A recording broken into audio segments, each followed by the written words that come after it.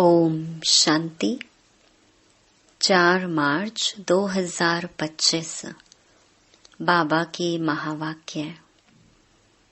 मीठे बच्चे, जिन्होंने शुरू से भक्ति की है, 84 जन्म लिए हैं, वह तुम्हारे ज्ञान को बड़ी रुचि से सुनेंगे, इशारे से समझ जाएंगे। प्रश्न: देवी देवता घराने के नजदीक वाली आत्मा है या दूर वाली, उसकी परख क्या होगी? उत्तर: जो तुम्हारे देवता घराने की आत्माएं होंगी, उन्हें ज्ञान की सब बातें सुनते ही जच जाएंगी, वह मूंझेंगे नहीं। जितना बहुत भक्ति की होगी, उतना जास्ती सुनने की कोशिश करेंगे। तो बच्चों को नब्ज देखकर सेवा करनी चाहिए। ओम शांति। रूहानी बाप बैठ रूहानी बच्चों को समझाते हैं। यह तो बच्चे समझ गए, रूहानी बाप है निराकार, इस शरीर द्वारा बैठ समझाते हैं।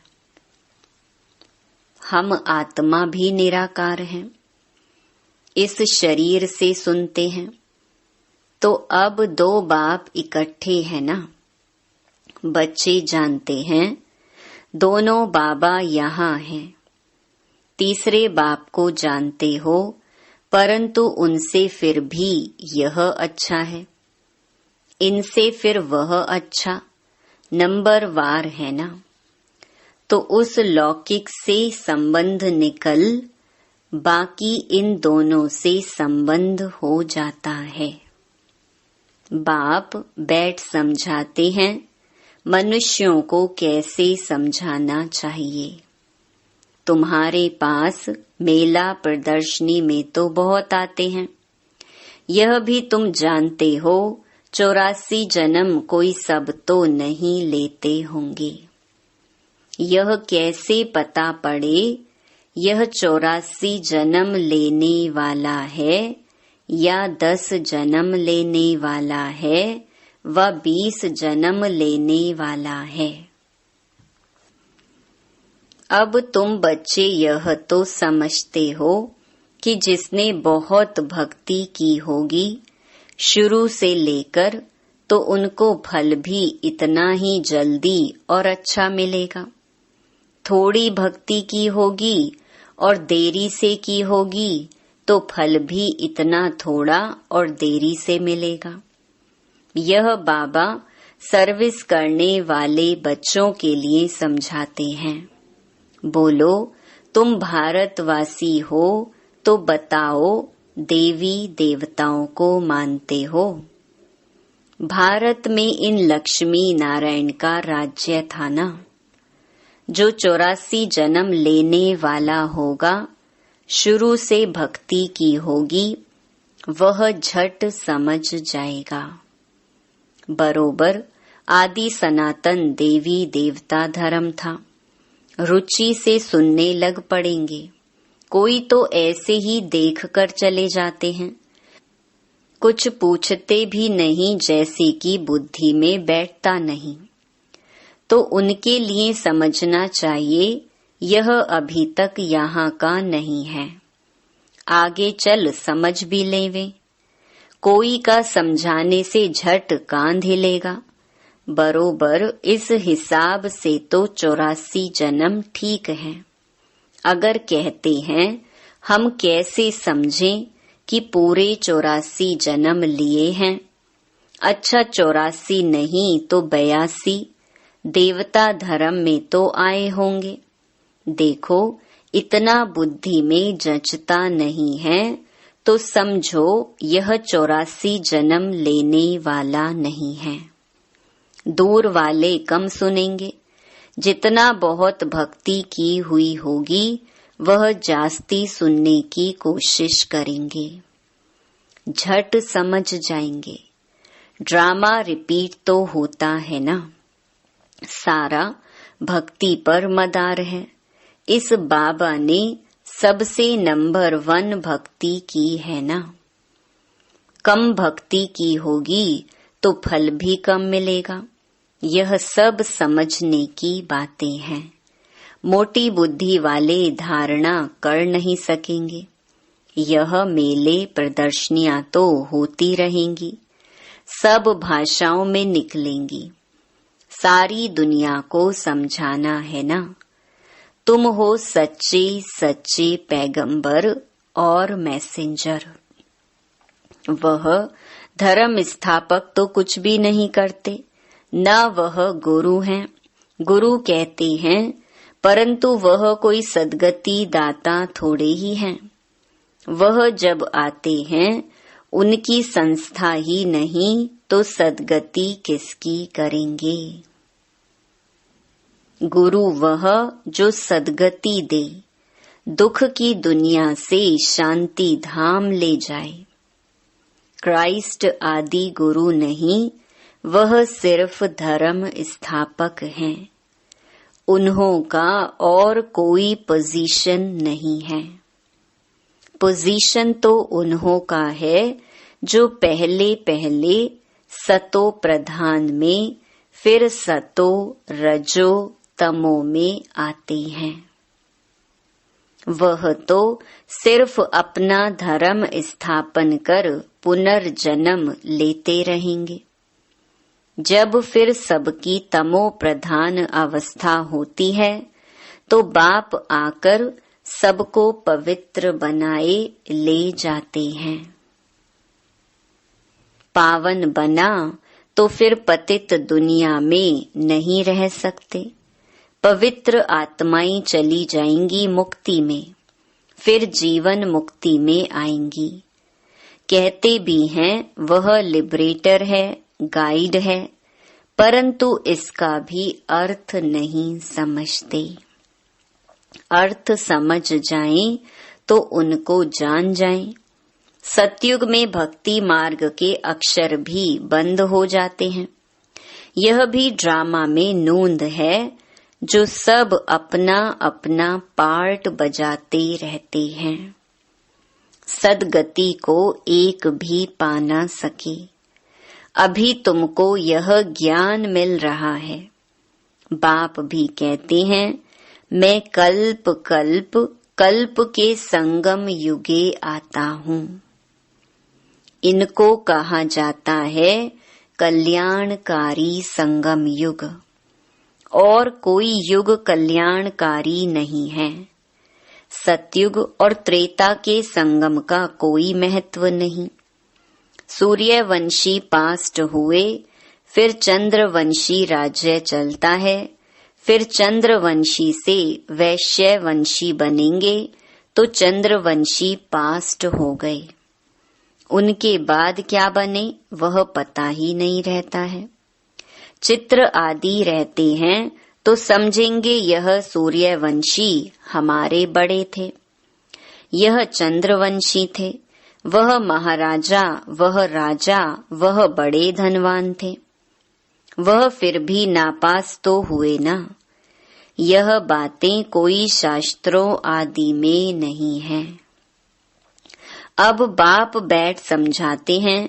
सभी कहते हैं हमको लिबरेट करो, पतित से पावन बनाओ। सुख के लिए नहीं कहेंगे, क्योंकि सुख के लिए निंदा कर दी है शास्त्रों में। सब कहेंगे मन की शांति कैसे मिले। अभी तुम बच्चे समझते हो, तुमको सुख शांति दोनों मिलते हैं। जहाँ शांति है वहाँ सुख है, जहाँ अशांति है वहाँ दुख है। सतयुग में सुख शांति है, यहाँ दुख अशांति है। यह बाप बैठ समझाते हैं। तुमको माया रावण ने कितना तुच्छ बुद्धि बनाया है। यह भी ड्रामा बना हुआ है। बाप कहते हैं, मैं भी ड्रामा के बंधन में बांधा हुआ हूँ। मेरा पार्ट ही अभी है जो बजा रहा हूँ। कहते भी हैं बाबा, कल्प कल्प आप ही आकर भ्रष्टाचारी पतित से श्रेष्ठाचारी पावन बनाते हो। भ्रष्टाचारी बने हो रावण द्वारा। अब बाप आकर मनुष्य से देवता बनाते हैं। यह जो गायन है उनका अर्थ बाप ही आकर समझाते हैं। उस अकाल तख्त पर बैठने वाले भी इसका अर्थ नहीं समझते। बाबा ने तुमको समझाया है, आत्माएं अकाल मूरत हैं। आत्मा का यह शरीर है रथ, इस पर अकाल अर्थात जिसको काल नहीं खाता वह आत्मा विराजमान है। सतयुग में तुमको काल नहीं खाएगा। अकाले मृत्यु कभी नहीं होगी। वह है ही अमर लोक, यह है मृत्यु लोक। अमर लोक मृत्यु लोक का भी अर्थ कोई नहीं समझते हैं। बाप कहते हैं, मैं तुमको बहुत सिंपल समझाता हूँ। सिर्फ माँ मेकम याद करो तो तुम पावन बन जाएंगे। साधु संत आदि भी गाते हैं पतित पावन। पतित पावन बाप को बुलाते हैं। कहाँ भी जाओ तो यह जरूर कहेंगे पतित पावन। सच तो कभी छिप नहीं सकता। तुम जानते हो अभी पतित पावन बाप आया हुआ है, हमें रास्ता बता रहे हैं। कल्प पहले भी कहा था, अपने को आत्मा समझ माँ मेकम याद करो तो तुम सतो प्रधान बन जाएंगे। तुम सब आशिक हो मुझ माशूक के। वह आशिक माशूक तो एक जन्म के लिए होते हैं। तुम जन्म जन्मांतर के आशिक हो। याद करते आए हो, हे प्रभु। देने वाला तो एक ही बाप है ना। बच्चे सब बाप से ही मांगेंगे। आत्मा जब दुखी होती है तो बाप को याद करती है। सुख में कोई याद नहीं करते, दुख में याद करते हैं। बाबा आकर सद्गति दो। जैसे गुरु के पास जाते हैं, हमको बच्चा दो। अच्छा बच्चा मिल गया तो बहुत खुशी होगी। बच्चा नहीं हुआ तो कहेंगे ईश्वर की भावी। ड्रामा को तो वह समझते ही नहीं। अगर वह ड्रामा कहे तो फिर सारा मालूम होना चाहिए। तुम ड्रामा को जानते हो और कोई नहीं जानते। ना कोई शास्त्रों में ही है।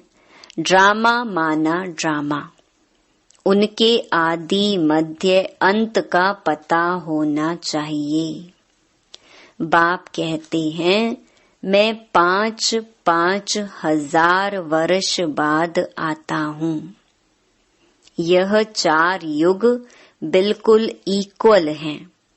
स्वास्तिका का भी महत्व है ना। खाता जो बनाते हैं तो उसमें स्वास्तिका बनाते हैं। यह भी खाता है ना। हमारा फायदा कैसे होता है, फिर घाटा कैसे पड़ता है। घाटा पड़ते पड़ते अभी पूरा घाटा पड़ गया है। यह हार जीत का खेल है। पैसा है और हेल्थ भी है तो सुख है। पैसा है हेल्थ नहीं तो सुख नहीं। तुमको हेल्थ वेल्थ दोनों देता हूँ तो हैप्पीनेस है ही। जब कोई शरीर छोड़ता है तो मुख से तो कहते हैं फलाना स्वर्ग पधारा, लेकिन अंदर दुखी होते रहते हैं। इसमें तो और ही खुश होना चाहिए। फिर उनकी आत्मा को नरक में क्यों बुलाते हो? कुछ भी समझ नहीं है। अभी बाप आकर ये सब बातें समझाते हैं। बीज और झाड़ का राज समझाते हैं। ऐसे झाड़ और कोई बना ना सके। यह कोई इसने नहीं बनाया है, इनका कोई गुरु नहीं था। अगर होता तो उनके और भी शिष्य होते ना। मनुष्य समझते हैं इनको कोई गुरु ने सिखाया है, या तो कहते परमात्मा की शक्ति प्रवेश करती है। अरे, परमात्मा की शक्ति कैसे प्रवेश करेगी? बेचारे कुछ भी नहीं जानते। बाप खुद बैठ बताते हैं, मैंने कहा था मैं साधारण बूढ़े तन में आता हूँ, आकर तुमको पढ़ाता हूँ। यह भी सुनते हैं, अटेंशन तो हमारे ऊपर है। यह भी स्टूडेंट है। यह अपने को और कुछ नहीं कहते। प्रजापिता सो भी स्टूडेंट है। भल इसने विनाश भी देखा, परंतु समझा कुछ भी नहीं।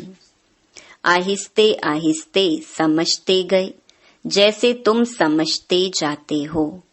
बाप तुमको समझाते हैं, बीच में यह भी समझते जाते हैं, पढ़ते रहते हैं। हर एक स्टूडेंट पुरुषार्थ करेंगे पढ़ने का। ब्रह्मा विष्णु शंकर तो हैं सूक्ष्म वतनवासी। उन्हों का क्या पार्ट है, यह भी कोई नहीं जानते। बाप हर एक बात आपे ही समझाते हैं। तुम प्रश्न कोई पूछ नहीं सकते। ऊपर में है शिव परमात्मा, फिर देवताएं, उनको मिला कैसे सकते? अभी तुम बच्चे जानते हो, बाप इसमें आकर प्रवेश करते हैं, इसलिए कहा जाता है बाप दादा। बाप अलग है, दादा अलग है। बाप शिव, दादा ब्रह्मा है। वर्षा शिव से मिलता है इन द्वारा। ब्राह्मण हो गए ब्रह्मा के बच्चे। बाप ने एडॉप्ट किया है ड्रामा के प्लान अनुसार। बाप कहते हैं नंबर 1 भक्त यह है, 84 जन्म भी इसने लिए हैं। सांवरा और गोरा भी इनको कहते हैं। श्री कृष्ण सतयुग में गोरा था, कलयुग में सांवरा है। पतित है ना, फिर पावन बनते हैं। तुम भी ऐसे बनते हो। यह है आयरन एजेड वर्ल्ड, वह है गोल्डन एजेड वर्ल्ड। सीढ़ी का किसको पता नहीं है। जो पीछे आते हैं वह 84 जन्म थोड़े ही लेते होंगे। वह जरूर कम जन्म लेंगे, फिर उनको सीढ़ी में दिखा कैसे सकते। बाबा ने समझाया है सबसे जास्ती जन्म कौन लेंगे, सबसे कम जन्म कौन लेंगे। यह है नॉलेज। बाप ही नॉलेजफुल पतित पावन है। आदि मध्य अंत की नॉलेज सुना रहे हैं। वह सब नेति नेति करते आए हैं। अपनी आत्मा को ही नहीं जानते तो बाप को फिर कैसे जानेंगे। सिर्फ कहने मात्र कह देते हैं। आत्मा क्या चीज है, कुछ भी नहीं जानते। तुम अभी जानते हो आत्मा अविनाशी है। उसमें 84 जन्मों का अविनाशी पार्ट नोंधा हुआ है। इतनी छोटी सी आत्मा में कितना पार्ट नोंधा हुआ है। जो अच्छी रीति सुनते और समझते हैं तो समझा जाता है यह नजदीक वाला है। बुद्धि में नहीं बैठता है तो देरी से आने वाला होगा। सुनाने के समय नब्ज देखी जाती है। समझाने वाले भी नंबर वार है ना। तुम्हारी यह पढ़ाई है। राजधानी स्थापन हो रही है। कोई तो ऊंच से ऊंच राजाई पद पाते हैं, कोई तो प्रजा में नौकर चाकर बनते हैं। बाकी हाँ इतना है कि सतयुग में कोई दुख नहीं होता। उनको कहा ही जाता है सुख धाम बहिष्ठ। पास्ट हो गया है तब तो याद करते हैं ना। मनुष्य समझते हैं स्वर्ग कोई ऊपर छत में होगा। दिलवाड़ा मंदिर में तुम्हारा पूरा यादगार खड़ा है। आदि देव, आदि देवी और बच्चे नीचे योग में बैठे हैं। ऊपर में राजाई खड़ी है। मनुष्य तो दर्शन करेंगे, पैसा रखेंगे, समझेंगे कुछ भी नहीं। तुम बच्चों को ज्ञान का तीसरा नेत्र मिला है। तुम सबसे पहले तो बाप की बायोग्राफी को जान गए, तो और क्या चाहिए। बाप को जानने से ही सब कुछ समझ में आ जाता है, तो खुशी होनी चाहिए। तुम जानते हो अभी हम सतयुग में जाकर सोने के महल बनाएंगे, राज्य करेंगे। जो सर्विसेबल बच्चे हैं उन्हों की बुद्धि में रहेगा यह स्पिरिचुअल नॉलेज स्पिरिचुअल फादर देते हैं। स्पिरिचुअल फादर कहा जाता है आत्माओं के बाप को। वही सद्गति दाता है, सुख शांति का वर्षा देते हैं। तुम समझा सकते हो यह सीढ़ी है भारतवासियों की, जो 84 जन्म लेते हैं। तुम आते ही आधे में हो, तो तुम्हारे 84 जन्म कैसे होंगे। सबसे जास्ती जन्म हम लेते हैं। यह बड़ी समझने की बातें हैं। मुख्य बात ही है पतित से पावन बनने लिए बुद्धि योग लगाना है। पावन बनने की प्रतिज्ञा कर, फिर अगर पतित बनते हैं तो हडगुड़ एकदम टूट पड़ती है, क्योंकि 5 मंजिल से गिरते हैं। बुद्धि ही मलेच्छ की हो जाएगी। दिल अंदर खाता रहेगा, मुख से कुछ निकलेगा नहीं। इसीलिए बाप कहते हैं खबरदार रहो। अच्छा, मीठे मीठे सिकीलधे बच्चों प्रति मात पिता बाप दादा का याद प्यार और गुड मॉर्निंग। रूहानी बाप की रूहानी बच्चों को नमस्ते। धारणा के लिए मुख्य सार। पहला, इस ड्रामा को यथार्थ रीति समझ माया के बंधनों से मुक्त होना है। स्वयं को अकाल मूरत आत्मा समझ बाप को याद कर पावन बनना है। दूसरा, सच्चा सच्चा पैगंबर और मैसेंजर बन सबको शांति धाम सुख धाम का रास्ता बताना है। इस कल्याणकारी संगम युग पर सभी आत्माओं का कल्याण करना है। वरदान, बाप और सेवा की स्मृति से एकरस स्थिति का अनुभव करने वाले सर्व आकर्षण मुक्त भव। जैसे सर्वेंट को सदा सेवा और मास्टर याद रहता है, ऐसे वर्ल्ड सर्वेंट सच्चे सेवाधारी बच्चों को भी बाप और सेवा के सिवाय कुछ भी याद नहीं रहता। इससे ही एकरस स्थिति में रहने का अनुभव होता है।